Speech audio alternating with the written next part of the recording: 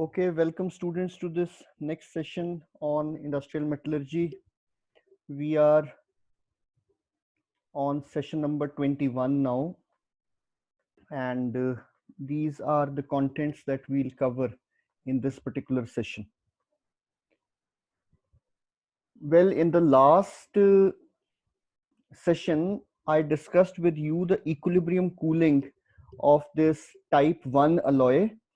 The example was taken of a copper nickel alloy of 65% nickel composition and remaining 35% was copper. We discussed its equilibrium cooling starting when the alloy was at a very high temperature in the molten state corresponding to a temperature at point A, and we discussed the equilibrium cooling right till the room temperature, that is point F. So now let us see that after having discussed this equilibrium cooling, what are the main points of conclusion? What do we take away from this equilibrium cooling? And students, please concentrate now on this solidification regime, because we'll be discussing about what is happening during the course of solidification. So we have taken this alloy. The first conclusion or the first point that is important is that solidification of the alloy proceeded from point B till point E, means temperature corresponding to point B, that is the liquidus temperature of the alloy, till point E, that is the solidus temperature of the alloy. So this is reinforcement of the point that we discussed in an earlier session, that alloy systems most generally will solidify over a range of temperature, unlike pure metals which always solidify at a single temperature. So your alloys always have a freezing range, a solidification temperature range, starting with the liquidus temperature ending at the solidus temperature. Point number 2, you see, during the course of solidification, as the temperature dropped from liquidus temperature to the solidus temperature, the amount of solid phase continuously increased with any drop in temperature. You see, when we were at the liquidus temperature, the solid phase just happened to appear in the material system. So weight was only about 0.001%. But as the temperature dropped, you can see now the solid phase is about 27%. It is still lower temperature, it's about 54%, and at still a lower temperature 99.9 weight%. This is happening at the expense of decrease in the liquid phase, and this point is obvious. As the solidification will proceed, solid phase will increase, the amount of liquid phase will decrease. We come to point number 3. This is an important point. You see, during the course of solidification, as we are suffering a drop in temperature, the chemical composition of the existing phases, and all through this course of solidification, two phases will continue to exist in the system, a mixture of liquid solution and a solid solution. The point that I'm trying to make is that during the course of solidification, with any drop in temperature, the chemical composition of the liquid phase and that of the solid phase is continuously changing. Here liquid was of the alloy composition, here it has got some other composition, here it is still lower temperature, some other composition, it is still lower temperature, some other composition, and so on.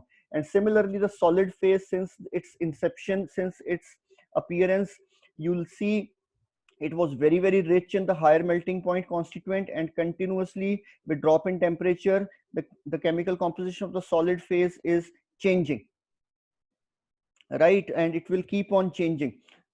Students, here I think there is some, okay, at point D, no, it's fine. So continuously the chemical composition of the solid phase is changing. Now what you need to understand is that if you look at this point B, point C, point D, point E, which we have taken as discrete temperatures during the course of cooling, you'll see the temperature of the liquid, the chemical composition of the liquid phase is varying, like L1, then L2, then L3 means chemical composition of the liquid phase with change in temperature is varying along this line, that is the liquidus line. And similarly, the chemical composition of the solid phase is varying along this line, that is the solidus line. So point number 3 is that as cooling proceeds in the solidification regime, the chemical composition of both the phases is changing. That of the liquid phase is changing along the liquidus line, and that of the solid phase is changing along the solidus line. Point number 4, you see, in point number 2 and 3, we said that with drop in temperature, the relative amount of the solid phase is increasing. We also said in point number 3 that the chemical composition of the solid phase is changing along the solidus line. But who is bringing about, which process is bringing about these changes? Students, this change is being brought about by a process called diffusion. So we'll spend a few minutes now to how we understand diffusion and how it occurs in the field of metallurgy in material system. You see, diffusion generally is defined as the movement of atoms in a solution. It might be a liquid solution, it might be a solid solution, it might be a gaseous solution. Generally, till +2 standard or in some basic courses in materials engineering, you had been stating that diffusion is the process of movement of atoms when the material system is in a gaseous state, right? But in metallurgy, specifically, this term has been reserved for the movement of atoms in the solid state. So when a material system is in a solid state and still because of composition gradient, the atoms within the solid system are moving from here and there, that process is called diffusion. And students, please remember that when diffusion of 1 or 2 or if typically a few atoms are taking place, their movement may appear to be very random, very zigzag. But when a large amount of atoms diffuse, their movement is very, very systematic. In these diagrams that I have tried to show, we are talking about the different mechanisms, different ways how diffusion takes place in solid state systems. Now see, whenever any crystalline material, whenever any metal or an alloy system is in a solid state, it has got some definite crystal structure as is being shown in this diagram A, but vacancies are a normal feature. There would always be some locations where atom had to be present, should have been present, but it's missing.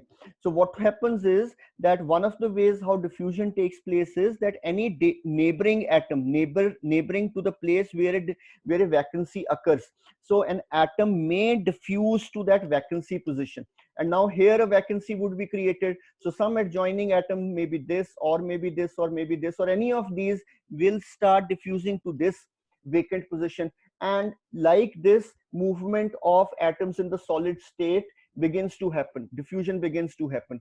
Another mechanism is interstitial mechanism. When you have a system in which there are more than constituent elements, and one of the elements atom size is very small, the interstitial interstitial atoms may start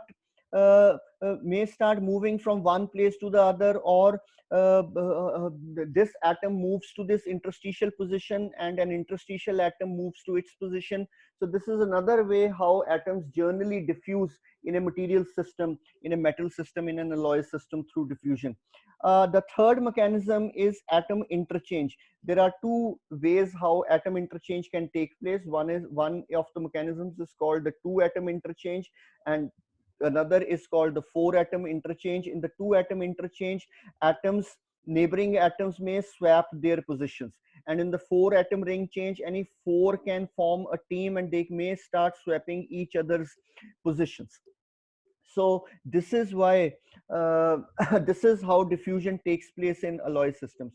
So now again we come back to this fourth conclusion, that the change in the relative weight of the solid and the liquid phases that we had been observing with a drop in temperature, with a change in temperature, and also the change in chemical composition that we had been observing for the phases with any drop in temperature, happens because of the process of diffusion.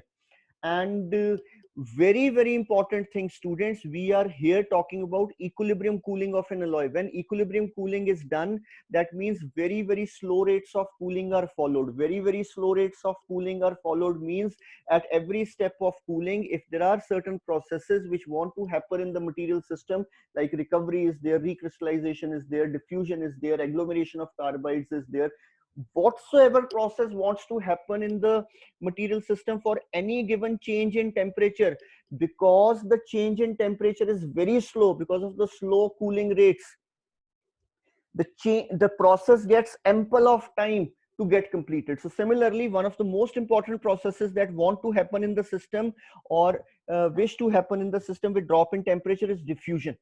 And because under equilibrium cooling, cooling rates are very, very slow, diffusion process will get ample of time to get completed. So when your material system over here sees that my solid phase ultimately has to be of 65% nickel, but now it is of 95% nickel, with progressive cooling the solid phase keeps on changing its chemical composition.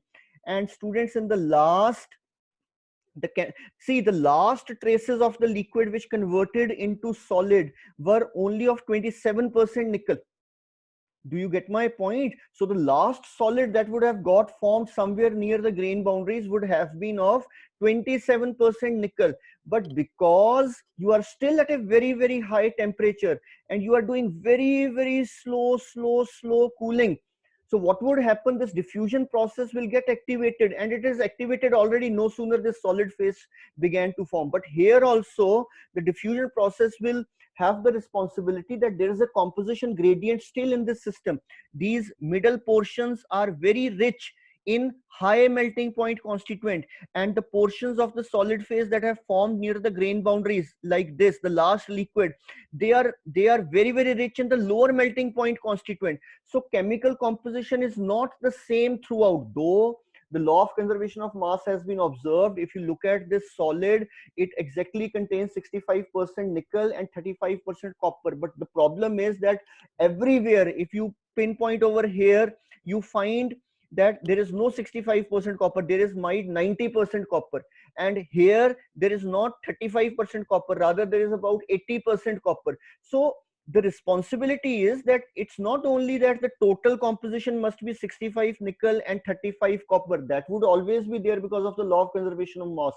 The important thing is that everywhere, wherever I put a point, my composition should be uniform and should be this.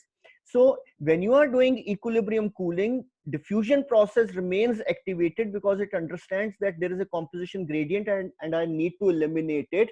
And because right from here till here, and even then, so from here this temperature to a temperature slightly below this, the diffusion would complete its task, and you would get a alloy which is completely homogeneous in composition everywhere. So that's the significance of equilibrium cooling. So I hope you have understood the main conclusions that can be drawn by through the equilibrium cooling of a type 1 system. And also you understand the importance of equilibrium cooling, and you also understand the importance of diffusion in getting a homogeneous composition throughout the solid system. Thank you so much for being there with me. Thank you.